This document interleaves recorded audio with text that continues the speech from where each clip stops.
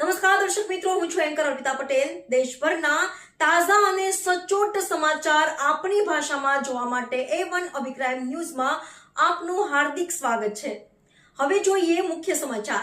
અંજાર નગરપાલિકા દ્વારા 11મા તબક્કાનો વોર્ડ નંબર 6 થી 8 અને 9 માટે દ્વિતીય સેવા સેતુનું સફળ આયોજન કરવામાં આવ્યું હતું. ગુજરાત સરકારના માનનીય મુખ્યમંત્રી ભૂપેન્દ્રભાઈ પટેલ સાહેબની આગેવાની હેઠળની રાજ્ય સરકારના ઉચ્ચ અને ટેકનિકલ શિક્ષણ વિભાગના માનનીય ત્રિકમભાઈ છાંગા સાહેબના માર્ગદર્શન હેઠળ પારદર્શક સંવેદનશીલ વહીવટ તંત્રને વેગવંતુ બનાવવાના હેતુથી નાગરિકોની વ્યક્તિલક્ષી રજૂઆતોને કે જે રાજ્ય સરકારની અમલવારી સાથે સંલગ્ન વિભાગોના સ્થાનીય તાલુકાના અધિકારીઓ દ્વારા નિકાલ કરી શકાય તેમ હોય તે ધ્યાને લઈ આવી રજૂઆતોનો સ્થળ ઉપર જ ઉકેલ લાવી શકાય તે માટે વોર્ડ નંબર 6 થી 9ના રહેવાસીઓ માટે સેવા સેતુ કાર્યક્રમ મામલતદાર શ્રી ભગવતીબેન ચાવડાના અધ્યક્ષસ્થાને અંજાર નગરપાલિકામાં મુખ્ય સભાખંડ ખાતે યોજવામાં આવ્યો હતો.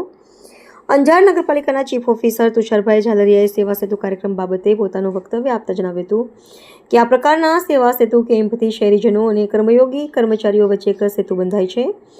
આ સેવા સેતુ કાર્યક્રમમાં મામલતદાર શ્રીમતી ભગવતીબેન ચાવડા, ચીફ ઓફિસર તુષારભાઈ ઝાલરિયા તથા નગરપાલિકા કચેરીના અધિક્ષક રશ્મિનભાઈ ભીંડે, ખીમજીભાઈ પાલુભાઈ સિંધવ, એકાઉન્ટન્ટ નરસિંહભાઈ એસ દાના, સેની ઇન્સ્પેક્ટર શ્રી જીતુભાઈ જોશી, પાણી પુરવઠા engineer Sthavanbhai Pandya, tax inspector Prakashbhai Roshiya, ગુમાસ્તાધારા ઇન્સ્પેક્ટર શંકરભાઈ લક્ષ્મણભાઈ સિંધવ, નાયબ મામલતદાર રાકેશભાઈ પ્રજાપતિ, PGVCL કચેરી, urban health centre, city survey કચેરીના, ICDS કચેરીના અંજાર ST વિભાગ તેમજ બેંક ઓફ બરોડાના અધિકારી વગેરે હાજર હતા. કાર્યક્રમને સફળ બનાવવા તેજપાલભાઈ લોચાણી, ધવલભાઈ થરાદરા, જયભાઈ ખોડિયાર, ગુંજનભાઈ પંડ્યા, ખેરાજભાઈ બુચિયા, મયુરભાઈ હેરમા, વિનોદભાઈ શામળિયા, નરેશભાઈ ઉપરી, હરદેવભાઈ જાગરિયા વગેરે જહેમત ઉઠાવી હતી.